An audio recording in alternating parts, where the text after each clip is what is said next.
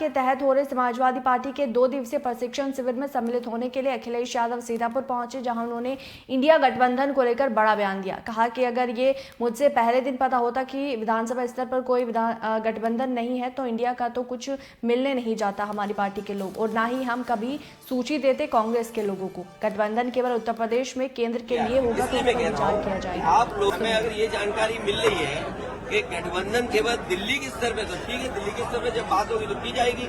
MP सीटों पे अगर बात की जाएगी तब देखा जाएगा।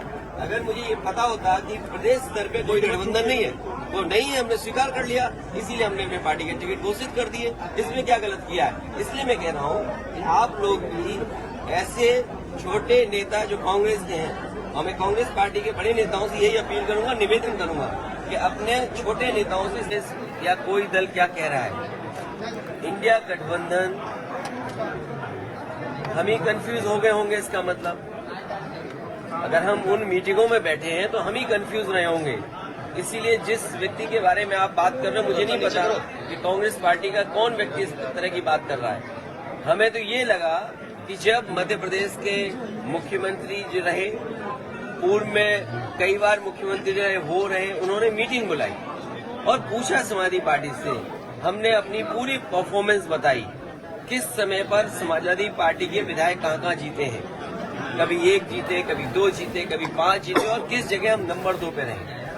पूरी चर्चा हुई और रात भर 1 बजे तक समाजवादी पार्टी के नेताओं को जगाया उन्होंने और बातचीत की, पूरे आंकड़े देखे और आश्वासन दिया कि हम 6 सीटों पर विचार करेंगे।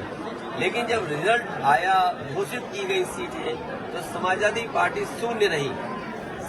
अगर ये मुझे पहले दिन पता होता कि विधानसभा स्तर पर कोई गठबंधन नहीं है इंडिया का, तो हम उसमें कभी मिलने नहीं जाती हमारी पार्टी के लोग, न अपनी हम सूची देते कांग्रेस के लोगों को, न कांग्रेस के लोगों का फोन उठाते। लेकिन अगर उन्होंने ये बात कही है कि गठबंधन नहीं है, तो हम स्वीकार करते हैं गठबंधन नहीं है। और गठबंधन अगर केवल उत्तर प्रदेश में केंद्र के लिए होगा तो उस समय विचार किया जाएगा, और जैसा व्यवहार होगा समाजवादी पार्टी के साथ। इजराइल और हमास के